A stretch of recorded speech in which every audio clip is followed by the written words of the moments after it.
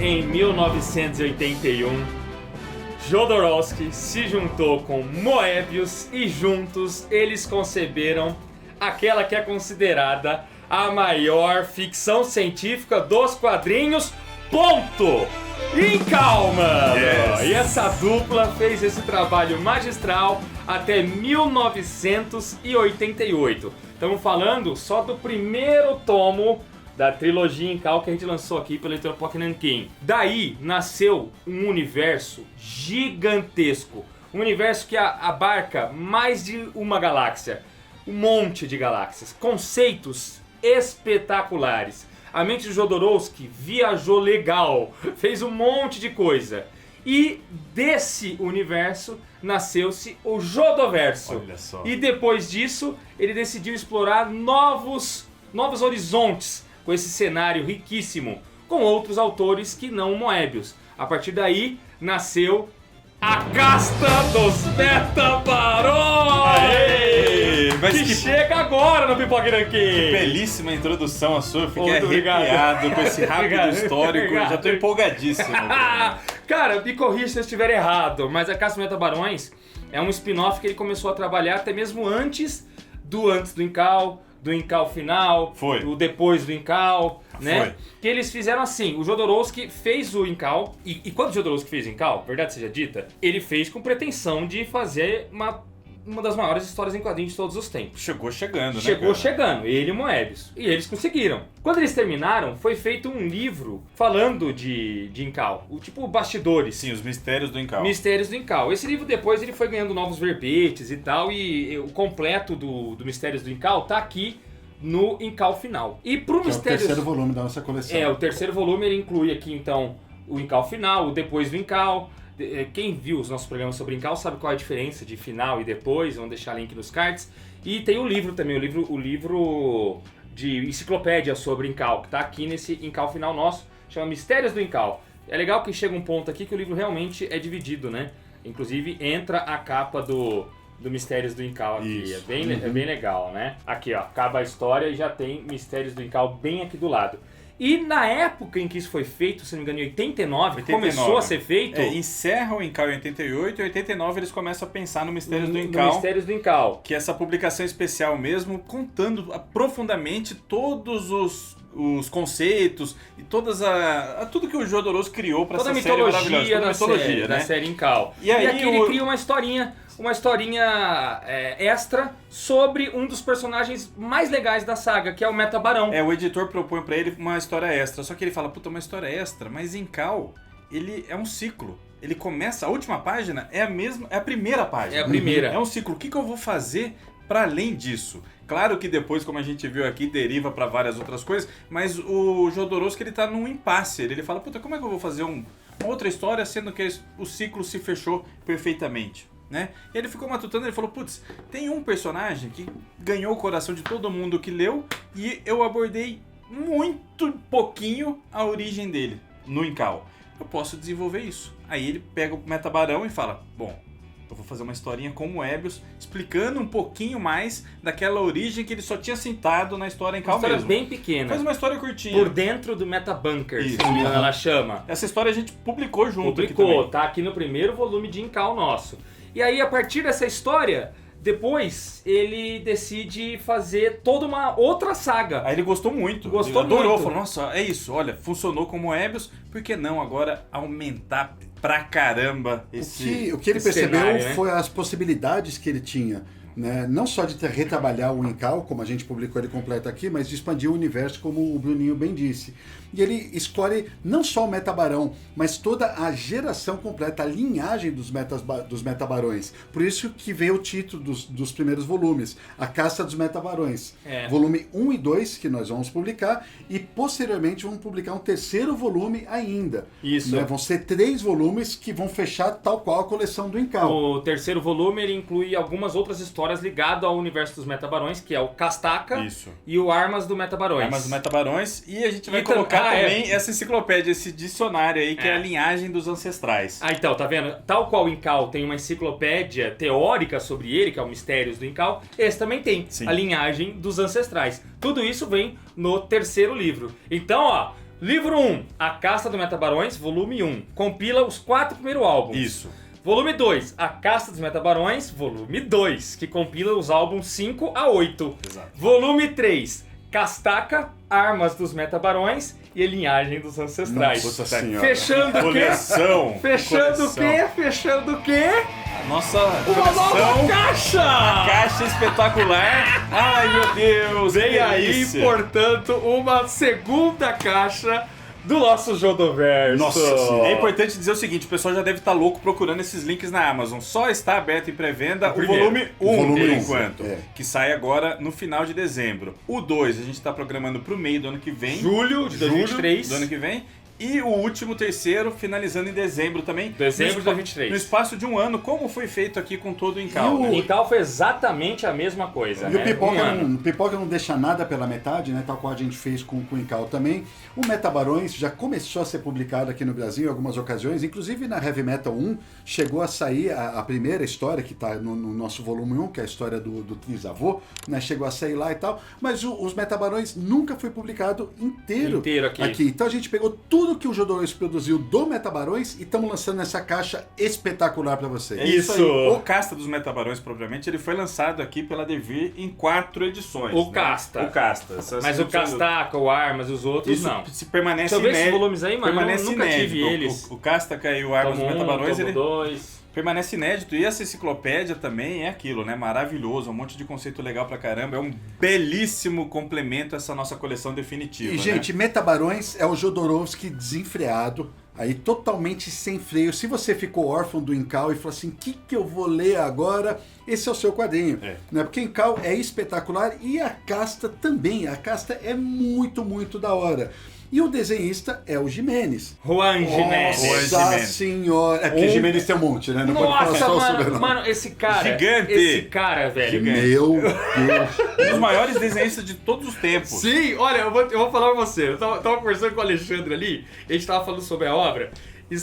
Eu vou entregar o que o Alexandre falou, porque o Alexandre falou assim, cara, esse Jimenez ele é tão bom, mas tão bom, mas tão bom, que eu ousaria falar que ele é melhor que Moebius, mas eu não vou falar isso porque eu não quero ser apedrejado. Mas ele é tão bom quanto. Eu acho que a gente bate aí. É isso. Ele é tão bom quanto Moebius. Ele é um Porque gigante. Eles têm estilos diferentes. Totalmente né? diferentes. Então é até De meio... pintura, então. É até meio inglório você comparar. Comparar. Eu diria que o Jimenez ele vai muito na linha do Don Lawrence, que fez o Storm. É Tem uma verdade. arte bem parecida. O Don Lawrence, inclusive, o Storm está sendo republicado. Eu não tenho esses volumes, mas eu tenho os antigos da Abril. Uhum. E é muito da hora. Só que ele tem um traço tão bonito e a pintura tão bonita quanto a do Don Lawrence, mas ele ganha na parte das máquinas. É. É o maquinário dele, é um negócio Na de parte louco. da criação de naves, da criação de próteses, da criação de Armaduras. de seres esquisitos, de armaduras, de armas, ele tá na mesma onda que o Moebius, cara. É muito foda. Ele é velho. tão foda quanto. Ele é. Ele é daqueles Ele caras que a gente não precisava falar nada. Só mostrar exemplos de páginas aqui, todo mundo já vai ficar de queixo caído. Já fica. Porque é impressionante, é realmente impressionante. Eu ele, fico- ele é um argentino que começou sua carreira na Argentina, muito inspirado também pelo Hugo Pratt. Olha que curioso, né? Recentemente nós lançamos a Laxiner. É. Outra bomba que caiu no nosso catálogo aqui, já cai e já vai direto pro topo, né? Mano, a Laxiner saindo junto com o Metabarões voando. Olha Que ano, só, né, velho? olha só. E no Alaxiner, o Munoz e o Sampaio, eles declaram suas inspirações. Dentre elas está Solano Lopes e Hugo Pratt. É a mesma coisa o Juan Jimenez. Ele foi inspirado pelo Hugo Pratt no tempo. O Hugo Pratt é um italiano que muito tempo viveu na Argentina, fez história lá. E ele é muito inspirado pelo Pratt e pelo Solano Lopes. E depois foi pra Europa e fez sucesso avassalador lá. Trabalhou na revista Ela Eternauta, trabalhou na revista aquela da Humanoides, como é que é o nome? Metal Hurlan. Metal Hurlan. Trabalhou na Metal Hurlan pra caramba. Fez história lá também, um traço que chama atenção por onde passa. E aí, os editores da Humanoides, um belo dia chegaram pra ele e falaram assim, olha, nós queremos você no projeto do Jodorowsky. O Jodorowsky tá com um projeto aí novo pra expandir a mitologia de Incal. É. Você não topa trabalhar lá? Existem histórias aí que dizem que no momento ele ficou meio... Relutante, né? Relutante, que ele achou que não ia dar conta de toda a loucura da mente do Eu Jodorowsky. acho que esse Jodorowsky é louco demais, assim. E ele, o Giménez, nessa altura do campeonato, aí começo dos anos 90, ele já era um cara muito bom com diversos projetos. Quando né? começou o Castro foi em 94. O primeiro sai em 92. 92. Então, em 89 sai essa historinha do Mistérios do Incal, quando surge a possibilidade de desenvolver o Metabarão. Em 90 ele é convidado e começa a trabalhar. Inicialmente, dizem, né? Ele falou, putz, o Jodorowsky é louco demais. O Jodorowsky já tinha feito aquele monte de filme maluco dele e tal. E já tinha fama de mago já também. tinha o projeto Duna sido cancelado em Hollywood, não aceita aquela maluquice dele de um filme de horas. Isso. Uma ficção científica super ousada pra época. Isso aí foi no final dos anos 70, né? Sim, mas já era parte da fama do Jodorowsky. Sim. De louco dele, das pretensões absurdas que o Jodorowsky tinha, né? Aí os editores bateram na tecla e falaram, não, faz sim, contra o Jodorowsky que vai dar jogo isso daí, vocês vão se entender e vão fazer um negócio legal. E dito e feito, eles se conheceram, passaram a gostar muito. O Jodorowsky já era fã do Giménez. Quando ele visualizou o que seria o Caça dos Metabarões, ele queria que fosse o Giménez a desenhar, sabe? Porque o Giménez já era um cara muito grande lá fora, assim, muito consagrado. Tanto é que algumas obras anteriores ao lançamento do Caça dos Metabarões estão sendo publicadas aqui no Brasil recentemente, né? A gente tem exemplo obras dele, né? Desenhadas pelo Giménez. O Escória, que ele fez em parceria com o Carlos Trillo, saiu aqui pela Comic Zone, e o Cidade. Cidade, que ele também saiu aqui no Brasil pela editora Comic Zone, e ele fez em parceria com o Ricardo Barreiro. E cabe mencionar que isso daqui é um espetáculo. Isso daqui também é um espetáculo. Essa é uma história mais curta, essa é uma história mais longa. Ambas são muito boas. E antes de ter saído isso daqui, nós também lançamos Ricardo Barreiro, que é um argentino também, e ele é ótimo. Então, se vocês quiserem conhecer mais o trabalho do Barreiro, foi outra dupla sensacional do Giménez, vocês comprem Fortaleza Móvel e o Mundo Subterrâneo, tá? Vai ter link. Em parceria com a Alcatena. Isso, aqui no caso não com o Juan Giménez, né? É um trabalho do parceiro do Giménez aqui no Cidade, sendo feito aqui pelo Alcatena. Vai ter link de tudo isso, além do Metabarões, na descrição para vocês também, tá? Então, o Giménez tem que conhecer o trabalho do Giménez. Né? Pois é, né? Muito louco, né? Tá tudo ligado, né, cara? E o Giménez, aí quando ele entra nessa história, ele topa fazer... Ele conta que a primeira coisa que o Jodô falou pra ele foi: vamos partir da historinha curta que o Moebius fez. Inclusive nós vamos ter que reapresentá-la, né? Então você vai ter que redesenhar aquele começo no seu traço. E aí o Giménez foi pra casa e começou a pirar, desenhar aquilo lá tudo e já fazer esboços, concept arts do Metabarão. Layout, o que ele pegaria do Moebius, desse mundo criado pelos dois, e transformaria no estilo dele, no né? estilo já dele. começou a pensar. Que era o Metabarão. Até então era o Metabarão, o personagem ele pensou do Metabarão. Assim, a gente vai pegar o Metabarão e contar novas histórias dele. Do careca com a orelha de ferro. Era isso que ele achava. Mas é uma Só coisa, que aí não foi. Mas é uma coisa que vai além, porque ele não conta só do Metabarão, ele resolve retornar no tempo e contar toda a história. Ale, mas E é isso que é muito louco, porque ele trabalha também a questão de desenvolvimento tecnológico ao longo dos anos sendo passados. Quando você olha o primeiro capítulo, o segundo capítulo, ele cria naves específicas, máquinas específicas para cada determinado momento da história, cara. Se passa ao longo de muitos anos. São 5 gerações de Betabarões na saga inteira. Isso é muito E são guerreiros que vivem muitos anos, né? Mas aí você até pulou pra parte da história, porque o Giménez foi fazer a história achando que era isso, que era a história do Metabarão, e que ele ia ampliar. Ele começou a fazer tudo rascunho. Quando ele teve o segundo momento de conversa com o Jodô, foi onde o Jodorowsky falou assim, então, é um Space Opera. É o Space Opera, nós vamos voltar às gerações dele. Aí ele, então nós vamos fazer o presente, nós vamos falar do passado? Aí ele disse que ele ficou meio pistola, porque ele já tinha concebido tudo. Eu achei que era uma coisa, outra agora. Outra! Só que aí nisso ele ficou super empolgado, porque, caraca, nós vamos voltar muito épico, no né? tempo. É um épico, realmente um space... Gente, pensa no termo Space Opera. É isso, é o Space Opera raiz. Ele pega tragédias gregas e conta em forma de ficção científica e espacial. Ao mesmo tempo ele consegue colocar vários conceitos de cultura japonesa, por exemplo. Sim, dos samurais. Pega muitas coisas assim do antigo, olhando pro futuro, e faz uma mescla perfeita. O Jodorowsky e o Giménez, por sua vez, no traço. E o Giménez pira, só pra sai fechar, isso que saiu. Só pra fechar a questão da arte, quando a gente tava revisando aqui o Caça-Barões, dos Metabarões, cara... Você leva tanto tempo olhando as páginas, você fica embasbacado. Eu tava demorando mais tempo do que a maior parte dos gibis normalmente levam, porque eu ficava olhando as páginas e falei, caceta, olha essa arte aqui. Não, você precisa revisar. Continua. Mano, mas olha essa perspectiva aqui, olha. Cara, é incrível. Pô, você acredita que comigo foi o contrário? Você não gostou da arte do Gimenez? Não. Não. Aí é louco, tem que internar. Não, mano, foi o contrário. Eu tava, inclusive, eu tive que revisar atrasado essa plotter. Eu peguei ela e eu tinha que, tipo, rapidamente acabar com ela pra passar pro Daniel, porque eu me atrasei por conta de uns rolês pessoais meus e tal. E aí, só que nisso, eu atrasei toda a minha produção. Então tinha vídeo atrasado, tinha thumbnail pra aprovar, tinha plotter pra revisar, tinha insert de filmagem pra fazer aqui na sala. E aí chegou uma hora que eu falei assim, mano, eu vou ler um pedacinho da plotter e vou resolver outras pendências urgentes. E aí, lendo a plotter, mano, eu não conseguia parar, velho. Não dá. Eu simplesmente não conseguia parar. Você engatou e foi. Aí eu falei, mano, não dá, eu tenho que saber o que vai acontecer. Gente, vamos começar agora a contar um pouco da história, sem nenhum spoiler, tá? Mas só pra vocês entenderem o que é a casta dos Metabarões.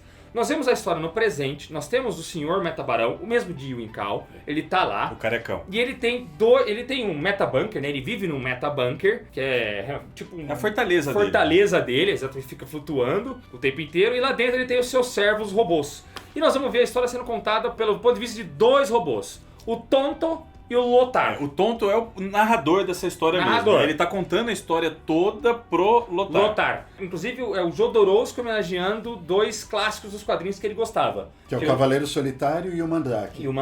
O Tonto vem do Cavaleiro Solitário, o Mandrake tem o Lothar. Ambos são parceiros dos personagens principais, né? E aí o Tonto tá contando pro Lothar o passado da casta dos Metabarões. E ele vai desde a origem dos Metabarões, que é do trisavô do atual Metabarão. Que é o Otton. É o Otton. Então começa o gibi com assim, o trisavô.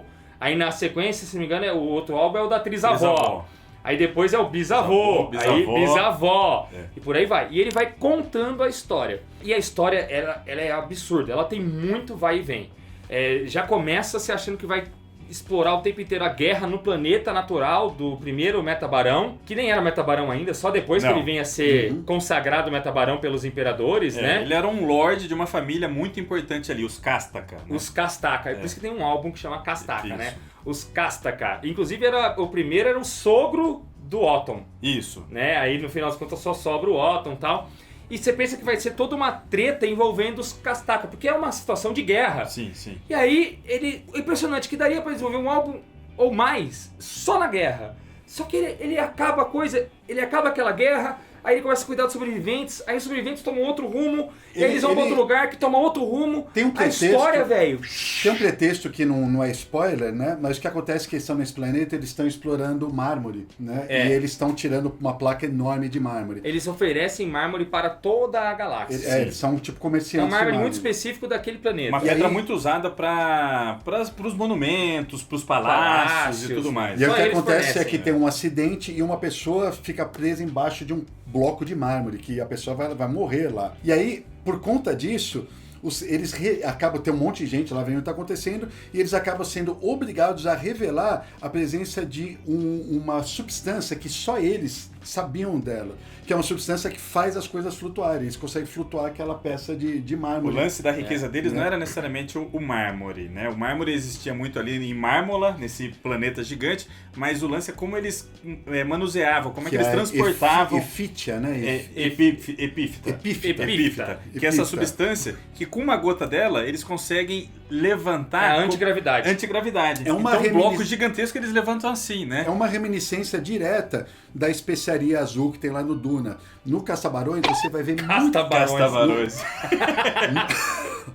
No Metabarões você vai ver muito do Duna, e o Jodorowsky ficou com esse ranço de não ter conseguido produzir. Ele colocou muito disso em Kall e coloca mais ainda, ou tanto quanto, no Caça do Metabarões. É muito importante. É importante dizer isso aí, porque no começo, pelo menos os 2 primeiros álbuns ali, né, metade do nosso encadernado, vocês vão pegar vários paralelos com Duna. Coisa. Quem já leu Duna, está habituado com isso, vai perceber diversas semelhanças. Eu e o Bruno, a gente gravou um vídeo aqui falando de como foi essa produção do Duna, né, que é um filme que não aconteceu no final final das contas, e a gente falou um pouquinho disso, que depois todos esses conceitos, porque o Jodorowsky, ele pegou como base o livro do Herbert, só que ele criou muito em cima, tinha coisas que ele não concordava. Isso, pega de base muitas das coisas do Duna do Jodorowsky. Do Jodorowsky, então. Não o Duna do Frank Herbert. Isso. Porque o filme dele já pegava o conceito do Frank Herbert e mudava e fazia adaptava outra coisa. Só que tem alguns paralelos, assim, fortes, né? Tipo as Bene Gesserit, tem também as bruxas aí, sabe? Tem bastante coisinha. E aí o que acontece logo na sequência é que com a descoberta dessa substância,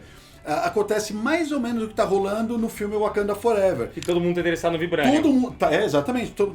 Todos os povos da galáxia falam assim, porra, a gente precisa disso daqui. Então, precisa desse elemento anti-G. Tem um conflito aí prestes a ser instaurado e os caras precisam lidar com essa questão do conflito. Então tá partindo já desse princípio. O que tem um pouco de Star Wars também. Também. Né? E você pensa que daí vai sair toda a história, né, mano? Só que esse é o muito ponto louco, de partida. É muito louco como daí vai virando uma trama que vai pra lugares que você não espera, mano. É um puta de um Você gibi. espera. É um puta de um gibi pra quem é fã de Star Wars, porque tem bastante isso. Star Wars faz essa mescla do sci-fi com as coisas medievais, com a cultura samurai também, né? Star Wars bebe bastante dessas fontes. Só que no caso dos Metabarões, é violento pra cacete. É um quadrinho adulto, né? Que tem situações assim... Tem muita nudez sobre tenebrosas o conceito também. do samurai que você citou, na época o Jodorowsky estava muito embebido daquela coisa do guerreiro sagrado, né? Ele falava muito isso na produção na produção do Duna, na produção do Duna, até ele mais. colocou o filho dele para ter artes marciais por 2 anos.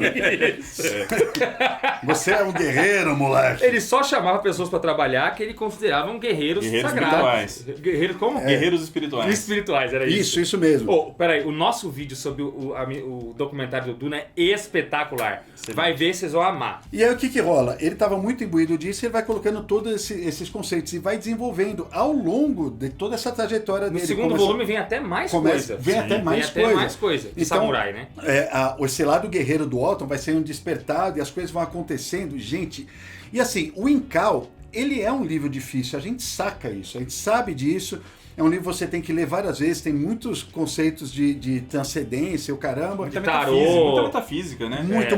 É um livro bem mais difícil que o Metabarões. Metabarões começa com uma proposta meio ser jogado no mundo lá e tal, mas depois de algumas páginas, ele é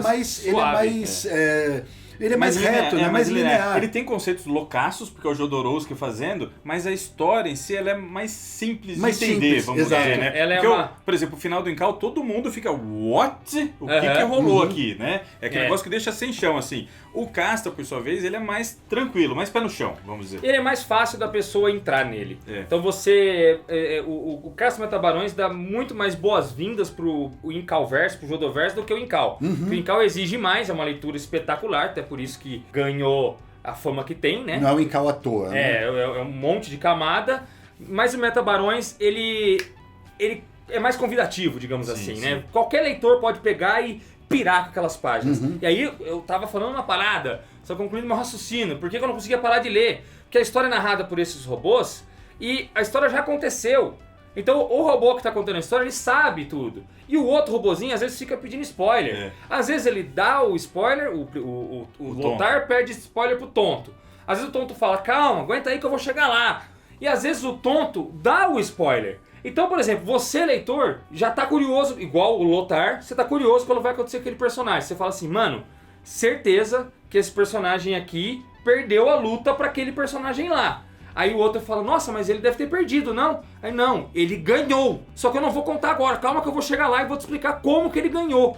E aí você, que já está na expectativa de saber o resultado, ao saber o resultado, fica mais na expectativa ainda de entender como que ele pode ter perdido. Tipo um cliffhanger muito foda no final do episódio de uma série muito boa. É isso. É tipo Game of Thrones, assim, no auge, né? Aí você fica nesses cliffhangers e fala, caralho, o Jodorowsky ele é muito magistral em manter a sua curiosidade, velho. Porque às vezes ele entrega o que vai acontecer só pra depois te deixar curioso pelo como. Às vezes ele não entrega pra te deixar curioso quanto ao porquê.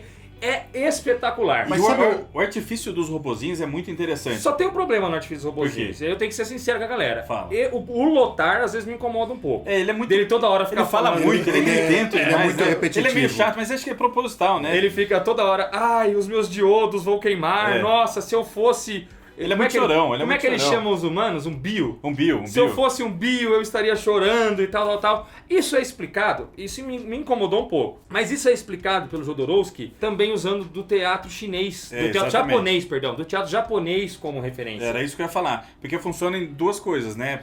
O leitor se coloca no papel do Lothar, querendo entender a história, saber mais e tudo mais. Essa curiosidade nasce junto com o robozinho ali, o Lothar. E tem momentos de leveza, momentos assim mais engraçados. Eles são um alívio cômico dessa história, que é uma puta de uma tragédia. É uma história tragédia grega, né? Pesadíssima, assim, com um monte de coisas tenebrosas que acontecem mesmo. As coisas mais horrorosas que podia acontecer com uma família, acontece com os ancestrais do Metabarão. E aí, na hora que vai pros robôs, tem esse momento de leveza, que ele pega muito do teatro japonês. Pega a pauta aí, ó, porque inclusive a gente tem a frase do Jodorowsky no final. O que ele diz a respeito disso, das inspirações, Ele fala assim, ó, considera a Caça dos Metabarões uma tragédia, mas assim como no teatro japonês, sempre há intervalos cômicos, shows de palhaços e interlúdios para nos fazer rir ou criar mais empatia com o espectador. É o que ele faz com esses dois robôs. É isso. Né? Só que às vezes você não quer ver o robô, você quer ver logo a conclusão. Isso permite a diminuição de tensão, a risada antes do choro. Esse é o papel dos robôs. Duas homenagens aos gibis que li na minha juventude, respectivamente Mandrake e seu servo negro, e o Cavaleiro Solitário e seu companheiro indígena. O leitor se sente ligado à história que se segue porque é como se ele fosse cúmplice dos segredos entre Lothar e Tonto. Os robôs tornam-se a voz do leitor, e esses toques humorísticos tornam o horror da tragédia mais agradável ao leitor, pois alteram suas emoções. Para mim, a história é um organismo que está vivo e que respira. E como na vida real, nós podemos passar do riso às lágrimas. É isso. Agora é muito interessante que a gente falou dois aspectos. A gente falou sobre a arte, que é absolutamente brutal e inebriante, manter sua atenção, sobre a história, que ela começa e vai ao longo de 5 gerações. Só que você tem agora o terceiro aspecto, que é o desenvolvimento dos personagens, que é tão bom quanto os outros dois, cara. Porque o Jodorowsky, ele pega personagem por personagem e ele vai desenvolvendo. Por exemplo, o Otto, a história começa com ele quer criar uma dinastia, esse é o sonho dele, ele tem que fazer aquilo acontecer, e ele não vai medir esforços para isso. Ele tem um senso de honra e de dever totalmente distorcida, mas que é dele, a moral dele é totalmente distorcida, mas ele quer que a dinastia dele perdure para sempre, e ele vai fazer o necessário para isso, e ele vai desenvolvendo esse personagem. Aí vem a mulher do Otto, saca? Aí vem, puta, todos os personagens são foda, cara, todos os personagens estão muito desenvolvidos. O filho dele é o Agnar, como é que é? Agnar, né? Aí no fim das contas o filho dele chega um ponto que ele não quer dar mais continuidade à dinastia, mas acaba não conseguindo impedi-la. E nós vamos vendo as tradições dessa dinastia se formando. Dentre elas, a tradição de todo Metabarão, no seu ritual de iniciação como guerreiro, tem que ser mutilado. Tem que ser mutilado. É mutilado e trocar essa mutilação por uma parte cibernética. Né? Ele dá origem, inclusive, disso daí. Né? Como que isso começou a acontecer? Por isso que o Metabarão perdeu a orelha e o lóbulo esquerdo. Perdeu o ouvido direito e parte do lobo cerebral. E é brevemente comentado isso no Incal. E aí ele vem traçando isso, como isso virou uma tradição. E tem uma outra tradição muito mais pesada no mundo da caça dos metabarões, que é para um metabarão ser o principal, ele tem que conseguir matar o pai. Né? Então é um negócio bem tragédia grega mesmo. E o pai quer treinar justamente o filho para isso. Isso. Porque se o filho não consegue matá-lo, não tá pronto para ser um metabarão. E acaba a linhagem dos metabarões. Eles querem que o pai incentiva isso. Não é uma questão de traição, assim, de que o filho vai sempre trair o pai. Não, o pai incentiva o filho. Agora você vai lutar comigo até me matar. Porque só você me matando, só assim eu vou saber que você me superou e que você está apto para seguir com a nossa casta dos metabarões. E aí ele vai ser um invencível metabarão. Essa palavra é muito usada, né? O invencível. O invencível. E na galáxia inteira. Ele tem que ser muito pica, né? Ele tem que ser o invencível. E aí chega um ponto em que os robôs erguem uma bola que a gente não tinha pescado, de que o atual metabarão tem uma cicatriz na cara. Na sobrancelha. E aí ele fala, mas os metabarão tinham que ser invencíveis? Então como que ele tem essa cicatriz aí? Aí o robozinho fala, essa é uma outra história, você quer ouvir ela na frente da que eu já tô contando? E aí você já fica curioso por outro rolê, que você fala, que hora o Jodorowsky vai me contar isso? Como um cara que é pra ser invencível, não é só invencível, é invulnerável. Como um cara que é pra ser invulnerável tem um ferimento desses, entendeu? E você já fica curioso pra isso. Então ele vai... Você compreende mais nessa história por que o metabarão no Incal é tão pica. Sim. Né? Tão pica, porque no Incal É o maior guerreiro de todos. ele chega lá, ele chega chegando, ele é pica e ponto final, lide com isso. Né? Agora você entende de onde que ele veio, né? E por que é tão foda. É muito bom, né, cara? Espetacular. Só que aí eu acho a dinâmica dos álbuns muito legais, né? Porque primeiro é Otto, o trisavô. Então a gente contou, ele era um marido de uma Castaca, que era a filha do Lord Castaca. A Edna. A Edna. E aí no fim das contas os Castaca vão dar origem à linhagem dos Metabarões, quando ele for consagrado Metabarão. Aí no álbum, só que aí tem que nascer o herdeiro. Então, no álbum seguinte, a gente vê quem vai ser a mãe... A mãe, a Honorata. Que é a Honorata. Então, é Otto, o trisavô. Aí depois o álbum seguinte, Honorata, a trisavó. Então, como que vai ser a mãe? A mãe não vai ser a Edna, depois vocês vão ver. A mãe vai ser essa Honorata. Como que ela entra na história? Aí, beleza. Aí nasce o Agnar. O Agnar. Aí depois é Agnar, o bisavô. bisavô. E depois, o Agnar tem que ter um filho também. Aí vem Oda, a bisavó. E, então tá vendo? Os álbuns são focados nos ancestrais mesmo. E eu achei essa ideia muito boa. Muito boa. Mas muito. Aí depois no álbum seguinte nós vamos... Então nós estamos no bisavô, aí vai ter o avô. Já tem nesse álbum o avô? Já, né? O Cabeça de Aço. O Cabeça Aparece, de Aço. ele já apareceu. Ele já apareceu, mas ainda não teve o álbum dele. Não, que é o próximo. E é espetacular o álbum do Cabeça de Aço é muito foda, velho. Espetacular. E aí você fica querendo... Aí tem avô, tem ainda avô e o pai, e aí o Metabarão atual. Então, trisavô, bisavô, avô, pai e o atual. E quem leu o Incal fica angustiado pra ver. Quero ver definitivamente esse Metabarão. E ele vai brincando, né? Ele coloca umas participações bem pontuais do Metabarão careca, que é o que a gente quer ver, né? Do atual, né? Do atual. Coloca umas coisinhas assim, umas citações. No início de cada tomo. Ele vai brincando com isso. Porque a gente quer ver, eu quero ver aquele Metabarão, aquele personagem que eu gostei tanto. Aí vai conhecer todos os ancestrais. Quando você chega nele, no final do segundo volume, é espetacular. E outra coisa que o pessoal não se liga muito é que o Metabarões então é uma ficção científica. Sim, essencialmente vão caracterizar o livro como uma ficção científica. Mas eu diria que ele é muito além disso, porque ele fica numa mescla perfeita entre fantasia e ficção científica. Porque você vai encontrar lá magia, você vai encontrar um monte de coisa que Sim. Não é ficção científica pura, não é uma história de robôs, saca? Então, o cara que tá, o fã que tá desse lado fala assim, poxa, mas ficção científica não é muito a minha, tá? Eu curto mais fantasia. Pelo contrário, é o tipo de quadrinho que você vai adorar, né? Eu me arrisco a dizer, inclusive, que é uma fantasia disfarçada de ficção científica, mais do que o oposto. Acho que é uma fantasia disfarçada de space opera, que é uma ficção científica, né? No final das contas. É bem isso mesmo. E as batalhas de nave, mano. Bicho. Porque você tá falando de Star Wars, que foi de Star Wars vai gostar e tal. Esse destaque é foda. Puta merda, mano. Nave é o que há. Porque lá pro projeto do cinema, como a gente comentou no nosso vídeo, o Jodorowsky criou muitas naves. Ele queria que as naves fossem vivas mesmo. E ele chamou uns artistas conceituais chamou Pica das Galáxias caras da época, muito foda, que né? criaram um monte de desenho de nave. As naves, propriamente, elas foram criadas pelo Chris Foss, com imagens assim, espetaculares, que ele conseguiu captar o que o Jodorowsky quis dizer lá, né? E aí, com esses conceitos, o Jodorowsky não podia perder isso. Ele falou, aquelas naves são bonitas pra caralho, sabe? Naves meio orgânicas. Bem assim, orgânicas. né? Tem uma lá que é tipo uma baleia gigante, assim, né? Uma mescla de chama tecnologia. Seta Cyborg, né? Seta Cyborg. Que aparece. São naves, assim, espetaculares. E realmente todas elas têm vida. Você realmente compra que elas são de culturas diferentes ao longo da galáxia e tudo mais. E aí chega nesses momentos O Juan Jimenez cria de novo esses layouts dele nas páginas. Porra, tem hora que a gente vai pra um planeta que tem um monte de nave estacionada, né? Flutuando em cima, parada assim.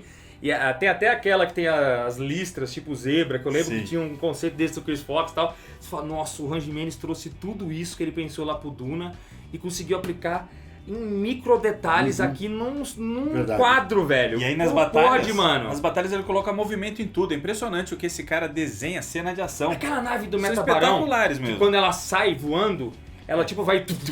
E aí a cada mudança de rota dela, ele desenha uma bola de energia. Tipo o Dragon Ball quando vai lutando e os caras... Vai explodindo aqui. Então... E você vê o trajeto da nave dele indo assim, ó. Não vai de forma linear, ele vai...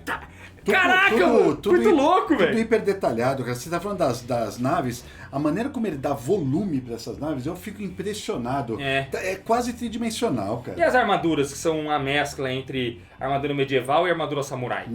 E os caras que quando vão lutar, Porque os metabarões, lá no começo, né, quando ainda é só a linhagem dos Castaca, eles até falam que eles não são muito tecnológicos. Enquanto a galáxia luta com arma de longa distância, eles ainda lutam com espada. Pelo contrário, eles gostavam mesmo das armas antigas, assim. Os malucos até falam, quando vem os guerreiros guerrear com eles, falam assim, ó, esses caras aí não estão acostumados a ficar frente a frente com um soldado, porque ele só tá com a distância. Se a gente conseguir se aproximar, a gente pica todos eles. Corpo a corpo a gente dá cabo de todo mundo. Só que aí eles estão ligados que eles estão num império intergaláctico e eles precisam se aprimorar, né? Então o primeiro metabarão começa uma outra tradição da casta, que é desenvolver armamentos cada vez mais fortes. As famosas armas metabarônicas. Por isso tem um álbum chamado As Armas do Metabarão. Isso, justamente mano. por isso, pra mostrar o que é esse arsenal, né? E aí tem aquelas espadonas super tecnológicas, mas tem hora também que eles lutam com umas pistolas, né? Que parece pistola de pirata, pistola antiga, mas ele transforma num artefato futurista ao mesmo tempo.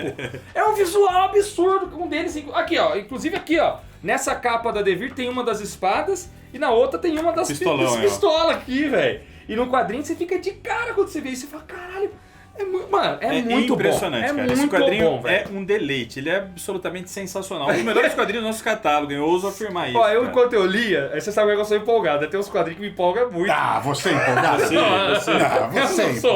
Não, tô exagerando. Mas enquanto eu lia, Daniel, eu te juro, eu lia e falava assim, caralho, eu comecei a me identificar, porque eu não tinha lido tudo, né? Isso aqui da Devir, eu já li faz muito tempo, inclusive. Até na época que a gente começou o Poké Nankin, eu não tinha mais na cabeça, tinha esquecido tudo isso. E aí eu vejo muita gente na internet, mas muita mesmo, falando assim, eu gosto mais do Metabarões do que do Incal. Acho que até porque o Metabarões é muito mais convidativo. Mais acessível. Mais acessível do que o Incal. Aí eu comecei a falar, a galera tem razão, mano. Metabarões, eu tô me divertindo mais com Metabarões do que com o Incal. E isso eu, Bruno, ainda sigo falando, eu afirmo. Eu me diverti mais do que com o Incal. Você apedrejar? Talvez, porque Incal eu sei que é muito grande, né? Muito vasto. Mas aí eu lendo e falava assim, mano, se pá, velho, esse é o melhor quadrinho do Poké Nankin, mano. Tem momentos. Só que aí você fecha o livro e você fala, mas eu não posso afirmar isso, porque tem muita coisa foda no catálogo.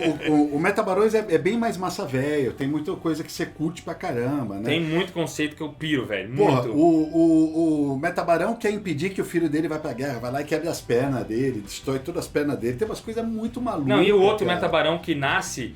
Cara, esse conceito é absurdo, porque aquele elemento que faz flutuar as pedras...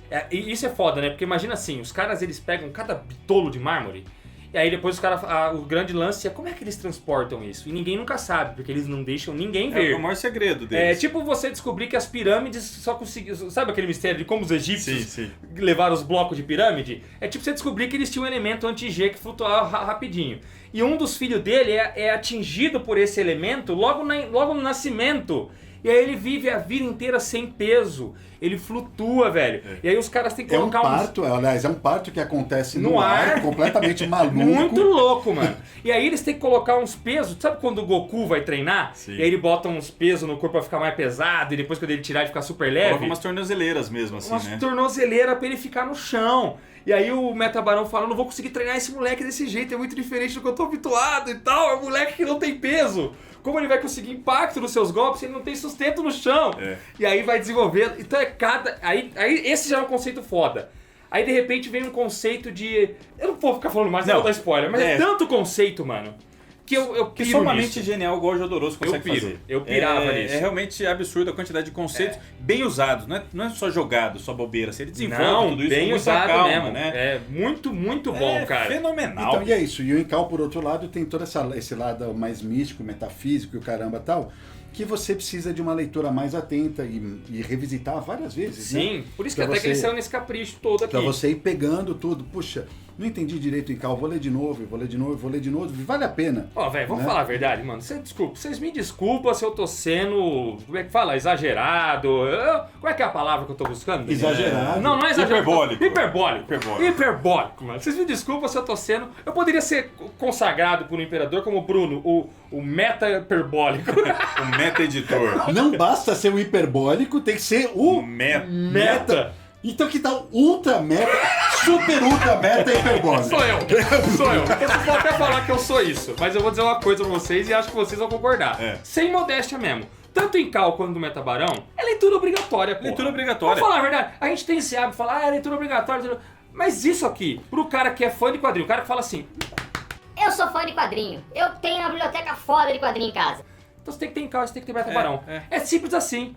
Ele tá até naquela lista de quadrinhos obrigatórios da vida. Claro, tal. É isso, mano. É biblioteca básica. Biblioteca Isso, básica, biblioteca básica de exatamente. quadrinhos. Em Cal tem Fui que ler. meta hiperbólico? Não. Então- E eu digo mais. Se eu fosse escrever uma lista dessas, na verdade eu estou escrevendo junto com vocês a lista dos quadrinhos obrigatórios. Tá tudo no nosso catálogo. Tem 130 lançados já. Tá que maravilha. Estamos escrevendo essa lista, todo Aê, mundo aê, 133 aí, estamos fechando o ano com 133. É que nem tudo é quadrinho, tem os livros também, livro né? Tem os também. livros, são 133 lançamentos. Mas é isso, gente. E por isso que vai sair. Aí vamos lá, pessoal. Vai sair no mesmo padrão do Incal? Sim! Sim, claro. Já Capa estamos dura, Tem com o bonequinho formato aqui, ó. grande. Mesmo formato do Encal. Mesmo Você formato? tem os Me dá todos esse aí. bonitão aí. Só que esse aqui tem Vamos ver se 252 ele cabe páginas. na capa aqui. Claro na que caixa cabe, aqui, ó. né, Bruno? Olha só, Ih, imagina Dani Boy, isso não no final cabe. do ano que vem. Cabe, claro Não que cabe, Dani Boy. Bruninho, Não tá cabendo, Dani Boy. Bruninho, óbvio que cabe. Ah, vai ter uma caixinha própria. Tem uma caixinha. Tá bom. Vai ser papel espetacular. cochê? Papel cochê. Papel cochê pra 100 seguir aqui, né? 115 gramas, capa dura, verniz localizado. Olha essas capas exclusivas aqui da edição nacional, né? É isso. Projeto do Guilherme Barata. É importante dizer que o caso dos Metabarões também tem tradução do Pedro Bolsa, que fez a Mesmo Ducal. tradutor aqui. Tradução excepcional É. do Pedro de volta aqui. E segue esse padrãozão aí. O preço sugerido de capa do primeiro volume, que é o que está em pré-venda agora, Quantas páginas? 252 páginas, coloridíssimas, Cê é louco. maravilhosas, espetaculares, R$ 139,90, com 30% de desconto, R$ 139,90? 139,90. Você tá maluco, Euzinho? Você cobrar 179,90. Tem muito... O povo fica até confuso. Não é? Cara, não tá Só 179? Tudo isso aí, só que dá pra melhorar ainda, Bruno, dá pra melhorar. Se você comprar agora, na pré-venda, R$ 97,90. Meu Deus. 97,90. O povo vai falar, mas só isso, não é possível, os caras estão me enganando. Não estamos, Igual, é isso. Gente, que E pressão, chega hein? ainda esse ano, hein? Ainda esse Chega ano. ainda esse ano. Finzinho do mês tá chegando aí pra vocês. É, olha, velho. Junto com o Solomon Kane, que a gente vai anunciar já já. Ah, os outros vão custar o mesmo valor? Calma, os outros vão sair em julho e dezembro. Julho e dezembro. Então talvez Tem vai ter tempo. sim um reajuste até lá. Não deu dessa vez, por conta das circunstâncias do país, a gente fazia a pré-venda dos 3 ao mesmo tempo. Igual a gente conseguiu fazer com o Incal na época, né? Mas a gente vai fazer os 3 e o último vem com a caixa, tá bom? O último vem com a caixa. Então é igualzinho isso daqui. Então nós tivemos aqui o Incal, o antes do Incal e o Incal final, fechando com o box do todo Incal. Aqui vai ser Caça Metabarões 1, Caça Metabarões 2 e o último vai chamar como? Porque tem várias histórias. Armas dos Metabarões. Vamos pegar as armas dos Metabarões. Tá bom, igual Não tem o esse logotipo, né? Metabarões, a coleção chama Metabarões. A coleção chama Então, Metabarões. Caça dos Metabarões 1, Caça dos Metabarões 2 e as armas dos Metabarões. Então 3 volumes da trilogia Metabarões. É importante dizer que... Porra, vamos chamar de trilogia Metabarões. Pode que ser. não pode porque tem mais coisa no último Tem mais álbum, coisa, pode tem crer, mais coisa. mano. E aí o barato é que o Caça dos Metabarões do 1 ao 8 ele é integralmente desenhado, colorido pelo Jimenez. O que é já digno de nota, né? Porque Sim. ele cumpriu um prazo impressionante para fazer essas obras-primas aí. Na sequência, no nosso Armas dos Metabarões, tem o Castaca é desenhado magistralmente pelo Das Pastoras. E as Armas do Metabarão, que o álbum mesmo chama só As Armas do Metabarão. O Metabarão. A nossa coleção chama As Armas dos Metabarões. Mas o Armas do Metabarão tem desenho do Zoran Jargentov, que a gente já conheceu aqui aqui no na último coleção. aqui, no Incal final. No segundo, né? No antes do Incal. É verdade, no antes do Incal. No antes do Incal. Ó. E além do Zoran Jargentov, tem desenhos do Travis Sherrist, que desenha pra caralho. Vocês estão vendo algumas imagens, é um grande desenhista. Produziu pouca coisa, dado a minúcia que ele tem na arte. O São, Jodô assim, sempre se alia a gente só formidável. desenhista espetacular novamente nessa coleção. Coisa isso, fina, mano. coisa e tudo fina. isso com uma Ufa. caixona bonitona. Ah, não temos o layout da caixa ainda pronto, né? Vamos Não, aprovar. não. Quando chegar o terceiro volume, a gente vai mostrar o layout da caixa. Mas quem já viu nossa caixa de Incal, nossa caixa de Druna, nossa caixa de todo Horácio completo, sabe que vai ficar bonitão. Confia. Na estante vai bater o login do Pipoca Nanquim. O formato da caixa é, ó... Bicho do céu, é super resistente. Vai ser um...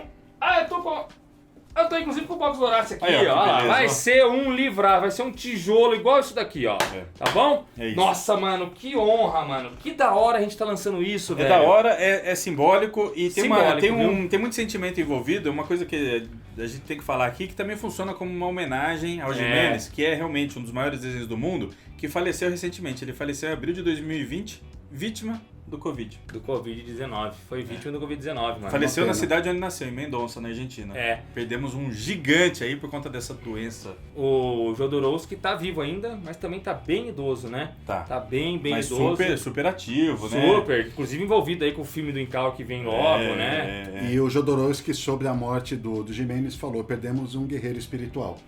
Mas ele vai além, ele fala, perdemos, mas eu sei que ele segue desenhando obras-primas até hoje, seja lá onde ele estiver. Ele fala mais ou menos isso daí a respeito do Juan Jimenez. Mas a obra continua. Continua vivíssima. A Caça dos Metabarões é um espetáculo. Vocês têm que pegar a trilogia completa. Que bom que nós estamos aqui dando conta desse trabalho com todo o carinho que ele merece. Saindo à perfeição. Tem crase nessa frase? A perfeição não. Sem crase, né? Saindo à perfeição. Você não sabe nada disso. Depois a gente pergunta pro nosso revisor. É melhor, né? Não tem crase. Acho que não tem crase também, não. Saindo à perfeição aqui no Brasil! Com cada balãozinho minusculamente respeitado, assim, né? Nossa, Impecável. diagramação do Guilherme Baldini arrebentou a boca do balão. Porra, quando cara. o balão é um texto que parece mais manual, a gente replica aqui. Quando é Tudo. uma fonte exagerada, a gente replica aqui. Tudo. Milimetricamente calculado. Coisa fina, coisa linda, coisa que Caça dos Metabarões merecia e vocês aí do outro lado merecem. Show de bola demais, show de bola demais. Show. Olha, pessoal, esse é o nosso penúltimo anúncio do ano.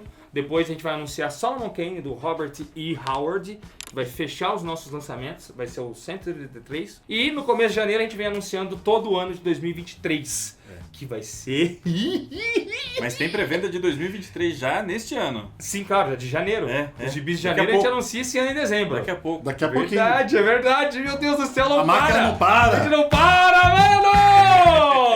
Valeu, pessoal. Se inscreve aí pra não perder nada, pelo amor de Deus. E vai fazer essa pré-venda, não perde esse gibi, velho. Você é louco se você perder esse gibi, você é louco. O cara que foi embaixo falar, eu não acho que é tudo isso. É louco, mano, é louco! Tem que internar. Tchau, tchau.